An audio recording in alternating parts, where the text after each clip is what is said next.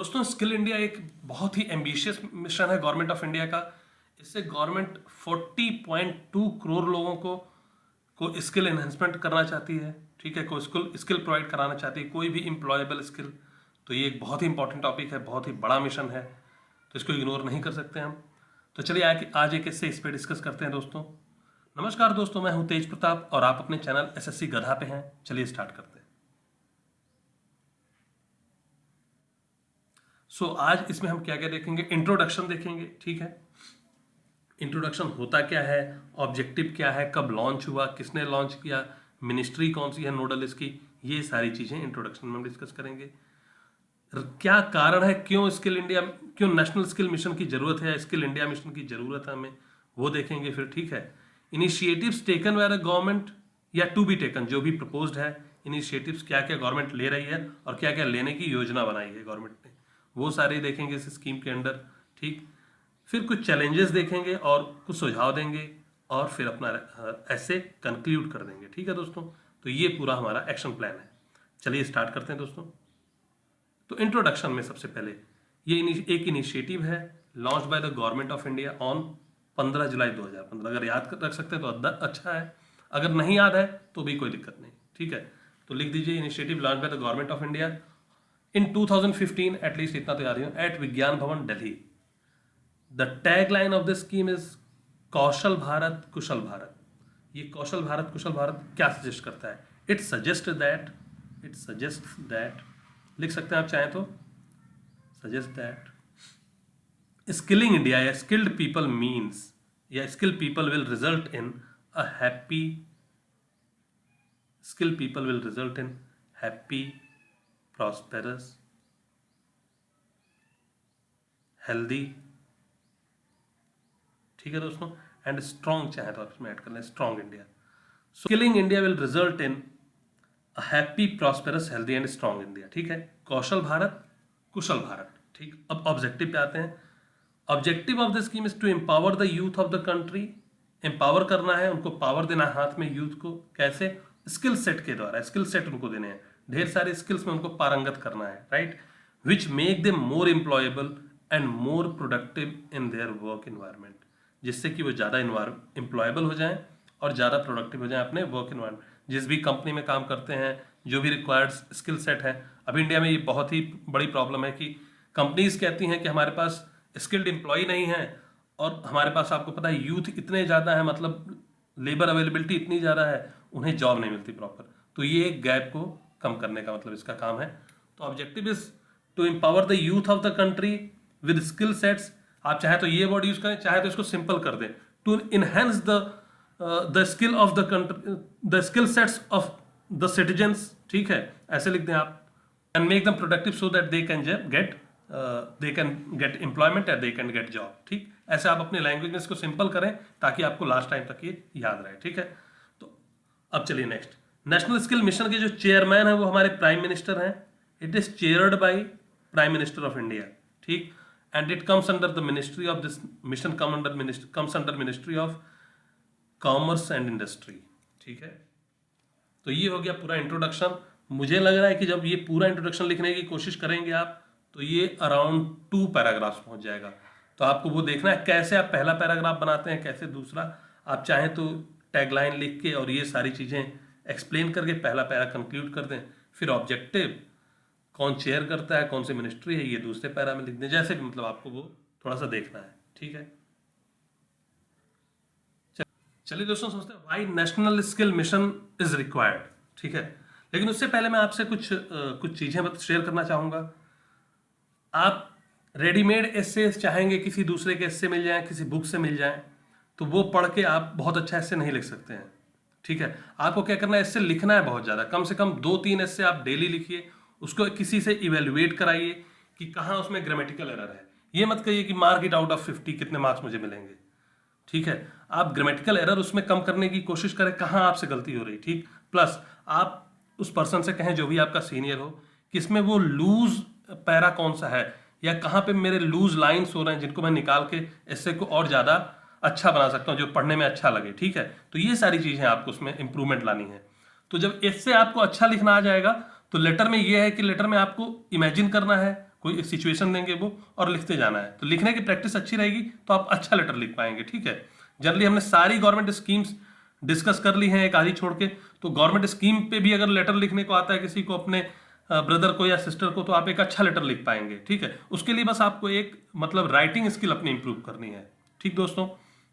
दूसरी चीज, अब ये जो मैं ऐसे वीडियोस बना रहा हूं, पहले मैं एक पेज इसमें बीच में इंसर्ट करके बना रहा था, तो आप मुझे बताएं कौन सा वीडियो आपके लिए ज़्यादा अच्छा है, प्लीज़ बताएं कमेंट बॉक्स में, जिससे मुझे पता चले कि हाँ ये आपके लिए ज़्यादा बेनिफिशियल है, इसी मोड में मुझे कंटिन्यू करना चाहिए, ठीक है दोस्तों।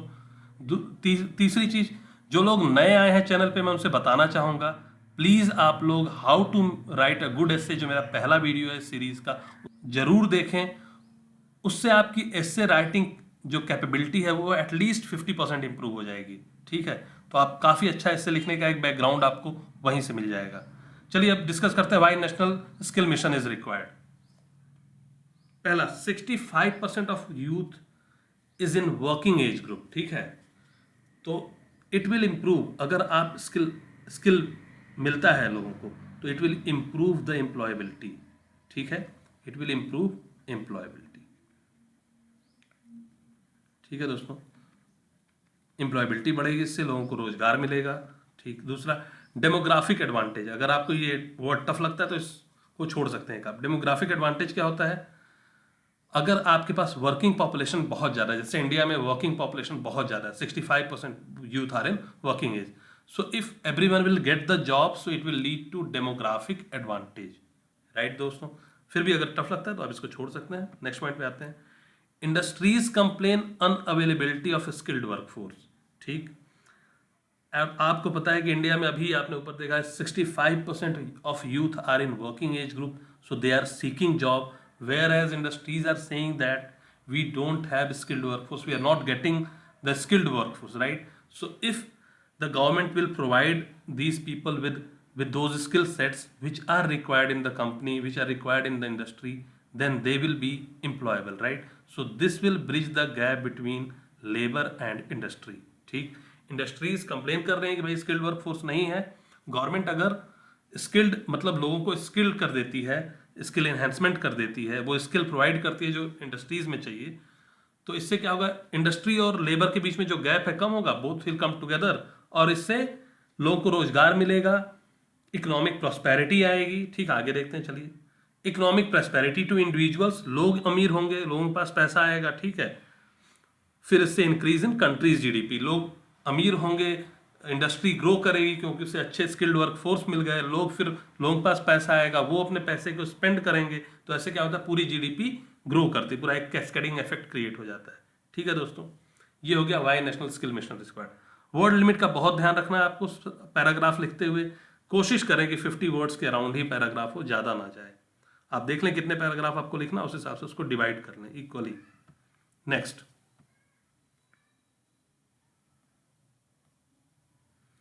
इनिशिएटिव्स टेकन या to be taken by government under the scheme, मतलब ये जो हमारा स्किल इंडिया मिशन है, इसमें गवर्नमेंट कौन सी इनिशिएटिव ले रही है अभी और कौन सी मतलब लेनी है, उसको प्रपोज कौन सा किया उसने, वो सारी बातें करते हैं। तो आप लिख देंगे government plans to skill 40.2 crore workers by 2022, तो बहुत ही एम्बिशियस गवर्नमेंट का प्लान है। तो ये यहाँ से आप स्टार्ट करिए, फिर इसके आगे लिखते जाइए। इसमें गवर्नमेंट ने क्या किया, एक जो बिगेस्ट इसका स्कीम जो लॉन्च किया, इसके अंडर जो बिगेस्ट प्रोग्राम लॉन्च किया, इनिशिएटिव लिया है गवर्नमेंट ने, दैट इज संकल्प, ठीक है। Biggest initiative under this scheme, ठीक है दोस्तों। तो गवर्नमेंट जो सबसे बड़ा जो लॉन्च किया, this is the biggest initiative taken under this scheme, initiative, ठीक है। Biggest initiative taken, Sankalp, skill acquisition and knowledge awareness for livelihood promotion programme, skill acquisition and knowledge awareness for livelihood. Total जो investment है ₹4000 करोड़ का है, ठीक है guys. 4000 crore रुपए इसमें गवर्नमेंट ने इन्वेस्ट किए हैं, और इससे क्या चाहती है, 350 मिलियन यूथ्स को ट्रेनिंग देना चाहती है, ठीक, मार्केट रिलेवेंट ट्रेनिंग, जिससे उनको जॉब मिल पाए। और इसके साथ गवर्नमेंट ने क्या किया वो सोचते हैं, ministry would setup 100 India international skill centre, 100 India international skill centre खोला जाएगा संकल्प के थ्रू, ठीक है। और इनका पर्पस क्या होगा वो जान लेते हैं। पर्पस इनका ये है, ये फॉरेन लैंग्वेज में ट्रेनिंग प्रोवाइड, मतलब फॉरेन लैंग्वेज की जो ट्रेनिंग होती है, जर्मन लैंग्वेज, फ्रेंच लैंग्वेज, ठीक है, उसमें ये ट्रेनिंग, उसकी ट्रेनिंग देंगे ये, जिससे लोगों को वो लैंग्वेज आए और इससे ओवरसीज जॉब्स एक्विजिशन में लोगों को आसानी हो, लोगों को ओवरसीज जॉब्स मिल पाए। They will prepare youth for overseas jobs, prepare youth for overseas jobs, foreign countries की जो जॉब्स होती हैं उसके लिए ये ज़्यादा कंपेटेबल बन पाए, ठीक। तो ये गवर्नमेंट का पूरा इसके थ्रू प्लान है, ये लिख देंगे आप, इसमें इनिशिएटिव्स टेकन या टू बी टेकन आ जाएगा, ठीक है। चलिए चैलेंजेस एंड सजेशंस की बात करते हैं दोस्तों। तो पहला जो चैलेंज है, difficult to continuously change the training curriculum. अब इसका क्या मतलब है दोस्तों, जनरली जो इंडस्ट्री की डिमांड होती है वो लगातार चेंज होती रहती है। The demands of industry changes over time, right. अब डेली नई नई टेक्नोलॉजीज आती हैं नई फील्ड में, तो उससे क्या होता है, आज स्किल सेट कुछ और चाहिए इंडस्ट्री को, कल कुछ और चाहिए, तो लेकिन ट्रेनिंग करिकुलम को इतना जल्दी चेंज करना थोड़ा सा मुश्किल होता है। So that is a problem, ठीक है, चैलेंज है एक। दूसरा, public perception difficult to change. अब ये पब्लिक परसेप्शन से क्या मतलब है इसमें, people think that in India especially, people think that taking skill training is the last thing that a person should do. If you are not successful in your academic things, then you should move to these things like skill training. जबकि US वगैरह में मतलब 50% के around UK और US में लोग skill training के लिए जाते हैं। So people think that it is the last resort, skill training या skill enhancement is the last resort, meant for, ये किसके लिए है, meant for those people who are weak in academics, meant for those who are weak in academics, ठीक है, weak in academics, ठीक, या who are not academically qualified। तीसरा जो एक प्रॉब्लम्स कह सकते हैं आप, skill centre are generally set up in urban areas, so they need to be opened in rural and tribal areas, ठीक है दोस्तों, ऐसे आप लिख देंगे इसको, रूरल एंड ट्राइबल एरियाज।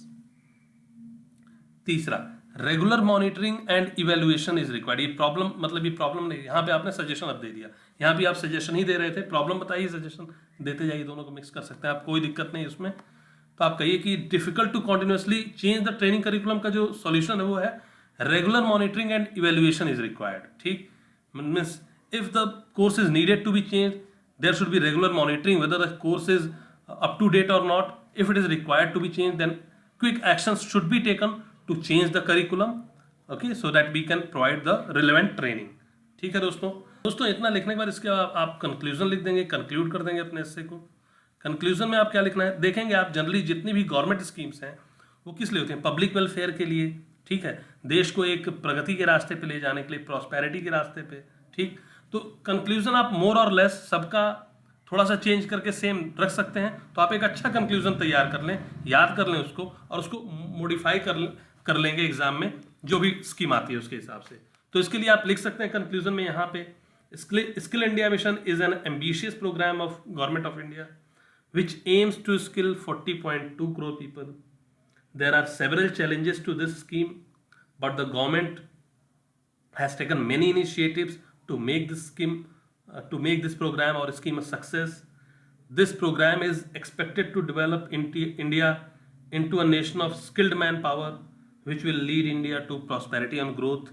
ऐसे लिख के आप ऐसे को कंक्लूड कर सकते हैं, ठीक है दोस्तों आप जब भी पढ़ने की कोशिश करें, कहीं से आप अगर किसी टॉपिक पे मटेरियल बना रहे हैं ऐसे के लिए कुछ भी, तो government websites, the Hindu newspaper, economic times, ऐसे जो बड़े न्यूज़पेपर्स हैं ट्रस्टेड, उनसे आप मटेरियल उठाएं, प्रेस ट्रस्ट ऑफ इंडिया से उठा सकते हैं। बाकी कोरा वगैरह से मटेरियल कभी भी उठाने की कोशिश ना करें, वहाँ पे हो सकता है सही हो सकता है ना हो, ठीक है दोस्तों अभी कुछ स्टेट्स में इलेक्शन हुए हैं, जैसे मणिपुर, यूपी, पंजाब, आज रिजल्ट भी आया है, तो इलेक्टोरल रिफॉर्म एक बहुत बड़ा मुद्दा हो सकता है। दूसरा, लगातार देश में हर साल किसान आत्महत्याएं करते हैं, तो एग्रेरियन क्राइसिस भी एक बहुत बड़ा मुद्दा है देश में। आप किसी भी यूपीएससी के एस्पिरेंट से डिस्कस करें, कहेगा कि हाँ ये दोनों बहुत ही बड़े मुद्दे हैं। तो मैं सोच रहा हूँ इन पे इससे बनाने का, आप मुझे सुझाव दें क्या मैं इस पे इससे बनाऊँ या ना, क्योंकि देखना तो आप लोग को ही है ना। जय हिंद दोस्तों, आज के लिए बस इतना ही।